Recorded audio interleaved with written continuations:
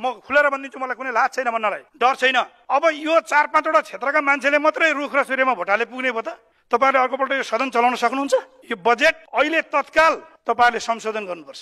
यही 6 महिना अगाडि गएको पार्टीले 683 मतले मात्र जितेर आउनु भयो। तपाई पनि ख्याल गर्नुपर्छ, समयलाई सबैलाई मिलाउनु पर्छ। शहरी विकास मन्त्री धेरै भोटले जितेको होइन, 80 भोटले मात्र जितेर झुन्डेर। हामी जस्तो 17,000 मतले जितेर आउनुपर्छ।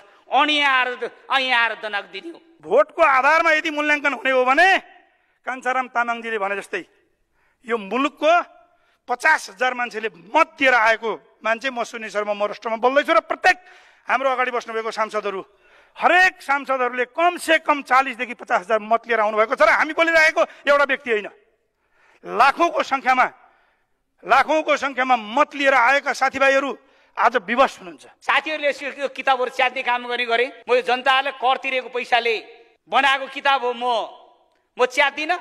म बुद्ध भगवान पशुपतिनाथसँग सम्झेर यो किताबले ढोगेर 84 को चुनावमा यो दुईटी उपप्रधानमन्त्री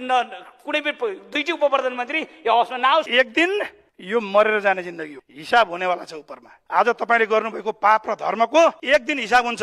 यो राज्य सत्तालाई हातमा लिएर राज्य सत्तामा बसेर पावरको अभिमान देखाएर अनि नागरिकलाई लिगल वेबाट नागरिक लुट्न पाइँदैन। हेकारोस् यहाँहरूलाई। तपाईहरुले के तपाईहरु मात्रै को जिल्लाले मात्रै बजेट लान खोजे हो? यो देश बनाउन सक्नुहुन्न जस्तो लाग्छ। के शहरी विकास मन्त्री र अर्थमन्त्रीज्यूको के मितको चिनो साटेको हो? यो अरु 77 जिल्ला मान्य जितेको छैन, 165 वटा 110 वटा समानुपातिक छैन।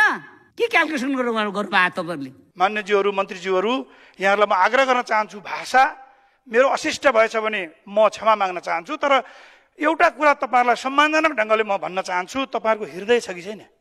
नागरिक प्रति उत्तरदायी हुने हृदय छ कि छैन? तपाईहरु देशको मन्त्री हो, देशको नेता हो, या एउटा सानो समूह, एउटा झुण्डभित्रको तपाईहरु चाहिँ जो मन्त्री हो? अनि तपाईहरु मन्त्री बनिरहँदाखेरि अनि तपाईहरु एक्लै चुनाव जितेर आएर बन्नु भएको, त्यसो भए गठबन्धनको आवश्यकता किन? 77 जिल्लाको सभापतिहरुले बोलाएर सभापति एकवटा तिमीले 3 करोड बजेट हाल्दिन्छ, तपाई हाइट यति माथि पुग्थ्यो, तर अहिले 0 मा आछ।